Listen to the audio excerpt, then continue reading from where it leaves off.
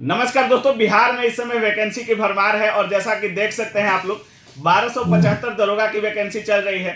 21,391 Bihar police की, लगभग 12,000 के आसपास बिहार पुलिस और बिहार शिक्षक की वैकेंसी का कहना ही नहीं है। जिस तरह से बिहार शिक्षक की वैकेंसी दी गई काबिले तारीफ है और बिहार सरकार हर सेक्टर में रोजगार दी हुई है। हर सेक्टर में जॉब आ रहा है, चाहे वो पुलिस हो, दरोगा हो, बीपीएससी हो, हर सेक्टर में जॉब आ रहा है, वो भी गवर्नमेंट जॉब। और सबसे बड़ी चीज है कि बिहार एसएससी में 12,000 के आसपास पद है और 25 लाख से ज्यादा इसमें अप्लीकेंट हैं। और इस पूरे मुद्दा पर बात करने के लिए पूरे देश ही नहीं पूरे विश्व के नंबर 1 शिक्षक खान सर के साथ हैं हम, और सर से पूरी जो स्ट्रेटजी है जानने की कोशिश करेंगे कि बिहार एसएससी में इतनी भीड़ में अगर रिजल्ट लेना है तो कैसे लेना है। सबसे पहले सर स्वागत है आपका। सबको धन्यवाद, सब बच्चों को आशीर्वाद, शुभकामनाएं, आगे पढ़ाई करते रहें। सर, बिहार एसएससी लगभग 12,000 मात्र पद आता है और 25 लाख से ज्यादा इसमें अप्लीकेंट होते हैं। सर, क्या कुछ होगा कि रिजल्ट होगा? सर, एक तो पहला बात, थोड़ा सा प्रोसेस थोड़ा सा धीमा हो जाता है। पिछला एसएससी का भी रिजल्ट आया, बिल्कुल।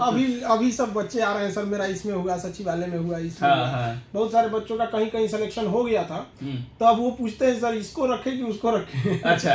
क्योंकि असमंजस हो जाता है, किसी को आगे के लिए फर्दर पढ़ाई के भी करना रहता है यहाँ पे। तो सर आप बोले तो जब भी बिहार एसएससी की वैकेंसी आई है, पेपर लीक हो या लेट हो, ये सब मुद्दा बिहार एसएससी में जुड़ता ही जुड़ता है। सर, उम्मीद है इस बार टाइम से बिहार एसएससी हर चीज कर पाएगा?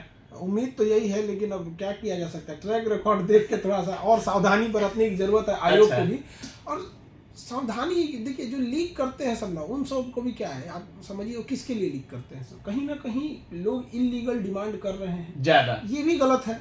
क्योंकि अगर वो बड़ा रिस्क होता होगा, जो भी लीक करता होगा उसका क्या दिमाग रहता होगा, कितना उसका लिंकअप लगाता होगा और किसके लिए कर रहा है। ऐसे लोग जो पैसे के दम पर नौकरी लेना चाहते हैं, एग्जाम पास करना चाहते हैं, ये भी एक नैतिक पतन है जो दर्शा रहा है कि आप लेके ही क्या कर लीजिएगा, एक पूरे देश के लिए कलंक बन के बैठ जाइएगा आप। लेकिन बाकी अब बच्चों को इस सब पे जितना ध्यान देंगे तो फिर पढ़ाई डिस्टर्ब हो जाएगा। बच्चों को सोचना चाहिए कि अगर बाई दी में बिकता भी, मतलब ये सब चीज़ें जो होती हैं पैसे वगैरह से, ये खराब, बिल्कुल बिल्कुल। अगर इस पे बहुत ज़्यादा ध्यान कंसंट्रेट कर देंगे तो पढ़ाई डिस्टर्ब हो जाएगा, डिमोटिवेट हो जाएंगे। तो बच्चों को पहले पढ़ाई पे ध्यान देना चाहिए वहाँ पे, कि अपने सिलेबस को देखें, प्रीवियस ईयर का क्वेश्चन कैसे पूछ रहा है वो देखें, और सबसे ज़्यादा जरूरी है कि एग्जाम क्वेश्चन पढ़ रहे हैं जो, वो पढ़ाई की स्टैंडर्ड को देखें। स्टैंडर्ड से ऊपर पढ़ लेना भी दिक्कत करता है, स्टैंडर्ड से नीचे भी पढ़ देना दिक्कत करता है। मतलब स्टैंडर्ड क्या होना चाहिए सर? मान लीजिए हमको बीएसएससी की तैयारी करना है, तो स्टैंडर्ड में फर्क कैसे कर रहे हैं आपके अनुसार, क्या है स्टैंडर्ड? देखिए, बच्चों को ना एक चीज़ है कि वो अगर बीएसएससी के लिए कर रहे हैं तो उनको ये समझना चाहिए कि बीपीएससी के लिए नहीं कर रहे हैं। अच्छा। दोनों में फर्क, उसमें एकदम डीपली एनालिटिक क्वेश्चन पूछता है बीपीएससी में और यूपीएससी में। और इसमें क्या है कि आपको जानकारी रहना चाहिए, आपसे कोई बहुत बड़ा आपसे थिंकर वाला सवाल या एकदम डीप से जाके नहीं पूछता है। और ऐसे सब्जेक्ट में जिसमें 4-5 सब्जेक्ट के एग्जाम होते हैं, 3-4 सब्जेक्ट को जब शामिल किया जाता है, जैसे इसमें जीके है, साइंस है, रीजनिंग है, मैथ है, तो ये सब चीज़ों में क्या है कि कोई भी स्टूडेंट इसमें एक कॉमन गलती करेगा ना, कि उसका जो कोई ना कोई इसमें बढ़िया फील्ड होगा। सपोज किसी का मैथ अच्छा है, लेके दिन रात मैथ बैठ जाएगा वहाँ पे, तो ऐसे बच्चों को क्या है ना, उनको इंटरेस्ट आता है। तो हम हमेशा बोलते हैं कि अगर मैथ ही बना रहे हो तो अपने से कुछ ऐसे क्वेश्चन डिराइव करो कि एक ही क्वेश्चन में 4-5 कंसेप्ट हो, कि तुम एक क्वेश्चन बनाओ, 4-5 रिवीजन हो जाए। ऐसे करके हर लेसन से, हर चैप्टर से 5-7 क्वेश्चन बना लो, उस 5-7 क्वेश्चन में सारे कॉन्सेप्ट उस चैप्टर का हटा दो। अच्छा। ताकि जब रिवीजन करने बैठो तो पूरा 50 क्वेश्चन का रिवीजन ना हो, हर चैप्टर से 5-10 ऐसे क्वेश्चन का एक सेट बना लो। अच्छा। जिनका जो सब्जेक्ट अच्छा है उसी सब्जेक्ट से। सर, मैथ और रीजनिंग का काफी अच्छा इसमें सवाल आने वाला है। मैथ और रीजनिंग से मतलब टॉप मोस्ट अधिकतर क्वेश्चन मैथ रीजनिंग के रहने वाले हैं, लगभग 50 क्वेश्चन रीजनिंग के रहने वाले हैं। तो रीजनिंग और मैथ की, रीजनिंग का तो सर छात्रों का ठीक ही होता है, रीजनिंग के लिए क्या बोलिएगा? रीजनिंग में अगर अधिकतर स्कोर करना है, जैसा मैथ के लिए कह रहे हैं कि एक चैप्टर से इतना होना चाहिए, रीजनिंग के लिए सर? रीजनिंग बच्चों को एक चीज की गलतफहमी है, उनको लगता है कि हम रीजनिंग बना लेते हैं। रीजनिंग सवाल बनाने के लिए नहीं दिया जाता है, एग्जाम में टाइम खाने के लिए दिया जाता है। अच्छा। बना लिए तो क्या समझदारी कि वो खा लेगा बाकी का टाइम वहाँ पे, तो उसको टाइम मैनेज करके जहाँ ट्रिक लगता है वहाँ ट्रिक करके, जहाँ जो सहूलियत होती है उस हिसाब से करना चाहिए। रीजनिंग का क्वेश्चन बनाना बहादुरी नहीं है, जैसे मैथ का क्वेश्चन बना दिए तो बहादुरी की है आप, लेकिन रीजनिंग का क्वेश्चन कम टाइम में बनाना बहादुरी है। तो कोई ना कोई इधर उधर दिमाग लगा के तो बना ही देते हैं। और ज्यादातर बच्चों का ना क्या होता है कि रीजनिंग ठीक ठाक घर से ही करके आते हैं सब, समझदार बच्चे, आजकल के बच्चे समझदार बहुत हो गए हैं। सर बिहार के बच्चे मैथ और रीजनिंग में स्ट्रांग होते हैं, नो डाउट, लेकिन सबसे ज्यादा इस परीक्षा में जो सब्जेक्ट फंसाने वाला है वो जीएस का सेक्शन है सर, क्योंकि कहाँ से जीएस का कब कौन क्वेश्चन पूछेगा इसका किसी को उम्मीद नहीं होता है। और जीएस के आप बेताज बादशाह हैं, ऐसा पढ़ाते हैं कि मतलब छोटा बच्चा से लेकर 80 साल का बूढ़ा भी आपका वीडियो देखता है, वो भी पढ़ाई वाला वीडियो देखता है। क्या कुछ करना होगा जीएस के लिए बिहार एसएससी में? जीएस के लिए क्या है, उनके पास रिवीजन अच्छा होना चाहिए। हाँ। जो पढ़ रहे हैं ना, जीके में एक कॉमन गलती जीएस में बच्चे करते हैं, वो पढ़ते जाते हैं, उनको मजा आता है और पढ़ रहे हैं, उनको ये नहीं दिखता है, एक बार पीछे मुड़ के देख ले कि जो पढ़े हो वो रिवीजन है कि नहीं। 50 सवाल करने से ज्यादा, 50 मतलब क्वेश्चन अगर पढ़ रहा है तो उसको उसमें ज़्यादा फोकस करना चाहिए कि जो पढ़ लिया है वो रिवीजन है कि नहीं उसके पास। रिवीजन सबसे ज़्यादा जरूरी होता है जीके में, और जीके के क्वेश्चन में, जीके जीएस में अच्छाई ये होती है कि वो टाइम पूरा बचा देता है।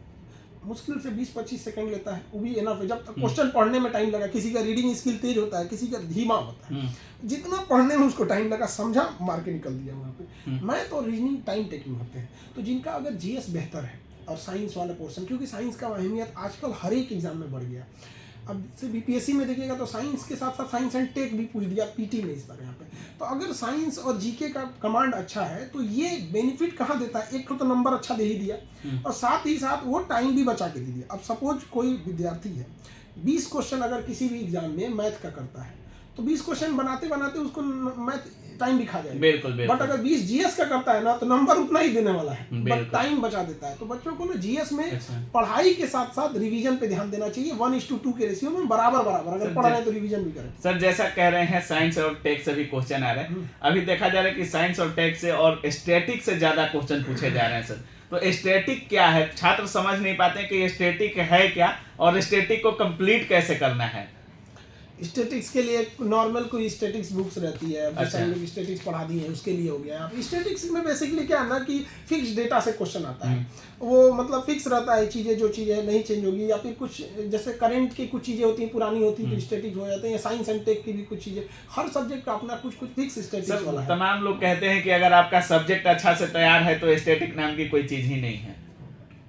हर चीज का अलग अलग अप्रोच होता है। जैसे सब्जेक्ट अच्छा से कमांड है ना, तो सब्जेक्ट में किसी भी स्टूडेंट को चाहे पढ़ने में तेज हो या अच्छा हो, कैसा भी हो, तो उसको मेन चीज नहीं गड़बड़ होता है। जैसे अब किसी को भी कोई विद्यार्थी अगर उससे गांधी जी के बारे में पूछा जाए तो कुछ चीज़ें पक्का बता देगा, उनका जन असहयोग आंदोलन, भारत छोड़ो आंदोलन ये। अब इसमें कुछ टिपिकल पॉइंट निकाल के जो मेन टिपिकल होता है उसी को हम लोग स्टैटिक में डाल देते हैं।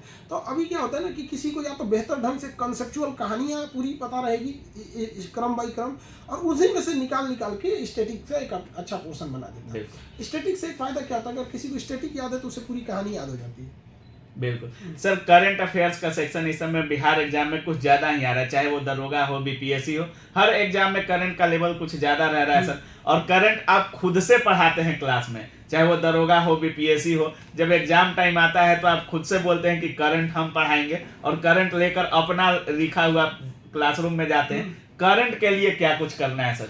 करंट एक लास्ट में अगर कोई सोचेगा कि हम 10 दिन में करंट कंप्लीट कर लें तो इंटरेस्ट ही नहीं आएगा करंट में। करंट ना एक सिलसिलेवार चीज़ की चीज़ है। अब धीरे धीरे अगर कोई भी स्टूडेंट करंट पढ़ना चालू करेगा तो 1 महीना बाद ना उसको करंट में इंटरेस्ट जगता है। नहीं तो ऐसे पहला दिन पढ़ेगा तो ऐसे कैसे पैराशूट लैंडिंग होता है, किसके खेत में उतरे पते नहीं चला, एक के बार उठाया रोजर फेडरर, उसको पता नहीं कि कौन आदमी है यहाँ पे, तो पहले तो उसको नाम लेने में दिक्कत होगा। अंतर्राष्ट्रीय नाम भी उटपटांग होते हैं। जैसे अमूमन हम लोग जैसे राष्ट्रीय करंट पढ़ेंगे तो हम लोग को नाम भी ठीक ठाक हो जाएगा। अब युगांडा के 2-4 आदमी के नाम मिलेगा अफ्रीका में, और यूरोप में तो अजीब रशिया, यूक्रेन, इस सब में तो नाम अजीब टाइप का मिलेंगे सब, तो थोड़ा सा बच्चों को उसमें भी दिक्कत आता है। तो 1 महीना तो करंट वार्म अप में ले लेता है। अच्छा। और उसके बाद जब 1 महीना वो जो स्टूडेंट अपने आप को संभाल लेता है ना, तो उसके बाद उसको करंट में इंटरेस्ट आने लगता है। अब वो लिंक कर देता है, ये ऐसे हुआ, यहाँ हुआ। और ये जो 2 दिन में सोचते हैं सब करंट पढ़ने वाले नहीं, यही डूबते हैं सब। सर बिहार एसएससी के जो भी छात्र हैं, अभी हाल ही में फॉर्म का डेट भी खत्म हुआ है, क्या अभी से इनको टेस्ट सीरीज अप्लाई करना चाहिए सर? टेस्ट सीरीज डिपेंड करता है कि तैयारी का लेवल कितना है। अगर सिलेबस 60% भी कंप्लीट हो गया है, कम से कम 60-70%, तो टेस्ट देने पे फायदा होता है। अब कोई का 10% सिलेबस ही कंप्लीट हुआ है, क्या टेस्ट देगा यहाँ पे? अच्छा। मतलब गाड़ी सीखे नहीं कि फार्मूला 1 के रेस में उतर जाए। अच्छा। मुंह हाथ फोड़ के चले आएंगे यहाँ पे। सर कौन कौन सी किताबें होंगी? जैसा कि देखा गया कि बिहार दरोगा में आपके बुक से 71 क्वेश्चन, सेकंड शिफ्ट में भी 50 से प्लस क्वेश्चन आपके बुक से पूछा गया सर। तो बिहार एसएससी के लिए कौन सी बुक आप प्रीफर करना चाहेंगे सर? बुक वगैरह आप देखो पढ़ने वाले के ऊपर डिपेंड करता है। बुक वगैरह सारी चीज़ें स्टडी मटेरियल पढ़ाई जाती है, प्रोवाइड भी कराई जाती है, लेकिन पढ़ने वाले पे डिपेंड करता है कि वो कितना उस चीज़ को कंसिस्टेंटली गेन कर पाता है, वो रिवीजन कितना कर पाता है। यहाँ पे वो ज़्यादा ज़रूरी होता है। बाकी पढ़ाने के लिए तो आदमी क्लास में बच्चों को पढ़ा ही देता है। कुछ बच्चों को देख के ही बोल देता है इसका सिलेक्शन होगा, कि इसको देख के लगता है कि इसका नहीं होगा, क्योंकि वो लापरवाही ज़्यादा करता है। सर सबसे ज़्यादा इम्पोर्टेंट है, सभी लोगों का मानना है कि सब लोग पूरा किताब पढ़ता है। सबसे मेन चीज है कि छोड़ना किन किन चीजों का है। जैसे एग्जाम में जब एग्जाम टाइम आता है तो छात्र समझ नहीं पाते हैं कि इसको पढ़े कि इसको छोड़ दें, इससे क्वेश्चन आएगा या नहीं आएगा। तो क्वेश्चन छोड़ना किसको है, किसको नहीं पढ़ना है सर? ये प्रीवियस ईयर और टेस्ट सीरीज देखने के बाद धीरे धीरे अंदाजा लग जाता है कि किसे छोड़ना है। हाँ। दो टाइप के चीजों को छोड़ना चाहिए स्टूडेंट को रिवीजन के टाइम पे। कुछ सवाल स्टूडेंट वो कभी नहीं भूलते हैं, तो वो रिवीजन के टाइम पे ना वो उसको भी याद करते रहते हैं, जो सदाबहार क्वेश्चन। अच्छा। आप विद्यार्थी हो, पढ़ रहे हो, एक बार सोचो कि क्या चीज़ है जो तुम कभी नहीं भूलोगे। तो जो स्टूडेंट कभी नहीं भूलेगा उसको तो रिवीजन की ज़रूरत ही नहीं है। अब कुछ चीज़ें होती हैं ना जो रिवीजन बार बार करने की ज़रूरत होती है, और वो एग्ज़ाम में भी आता है और बार बार करने की ज़रूरत होती है। खास करके कोई संधि हो गया, कोई डेट हो गया, ये सब चीज़ें बड़ी ज़्यादा पूछते रहता है यहाँ पे। तो ये सब चीज़ों पे बड़ा डिपेंड करता है। तो वहाँ पे जो चीज़ कंफर्म है उसे रिवीजन ना करें, जो बार बार पूछ रहा है उसको ध्यान देते रहें, और हैवी लेवल का मत भागे। ज्यादा हैवी नहीं, बहुत लेवल भाग गया अगर विद्वता दिखाने के चक्कर में गया तो यहीं रहेगा, यहीं रहेगा, पटना में ही रहेगा, चाहे अपने गाँव में रहेगा। अगर कोई विद्यार्थी एग्जाम को छोड़कर अगर विद्वता देखने में गया तो रद्द हो गया। अच्छा, मैं क्या बोलना चाहेंगे बिहार एसएससी वालों को सर? सारे एग्जाम के बच्चों को पढ़ाई करिए। दुनिया में रिजल्ट लेने का या कामयाबी का एक ही तरीका है, आप उसको समय दीजिए। समय किसी भी चीज को दीजिएगा, समय वो चीज आपको ले आके देगा। चलिए, बहुत बहुत धन्यवाद सर। बाकी आप सुन रहे थे बिहार एसएससी के लगभग 12,000 वैकेंसी है और 25 लाख छात्र हैं। तो अगर आपको एक सीट लेना है तो लगभग एक सीट पर 50 लड़कों से भी ज्यादा फाइट करना पड़ेगा आपको। तो सर जिस तरह से बताए हैं, सब्जेक्ट वाइज बताए हैं सर, यहाँ तक कि क्या छोड़ना है, कैसे टेस्ट सीरीज, अगर आपका 60 से 70% तैयारी है तभी आपको टेस्ट सीरीज अप्लाई करना है। बाकी उन चीज़ों को ही पढ़ना है जो एग्जाम ओरिएंटेड हो, उन चीज़ों को एकदम नहीं देखना है रिवीजन में जो आपको आ रहा हो। सर जिस तरह से बताए हैं, इनके बताए हुए रास्तों को फॉलो जरूर कीजिएगा। और सर के पास से इतना रिजल्ट होता है कि सर दिखा नहीं पाते हैं, जो रिजल्ट लेकर लड़के आते हैं वो भी मिल नहीं पाते, क्योंकि सर का इतना क्लास है, इतना व्यस्त रहते हैं सर। किसी तरह टाइम निकालकर हमने सर से स्ट्रेटेजी के ऊपर चर्चा किया है। बाकी आप क्या कुछ सोच रहे हैं इस पूरे वीडियो के बारे में, अपनी राय कमेंट सेक्शन में जरूर रखिएगा। आप देख रहे थे काबिल न्यूज। जय हिंद।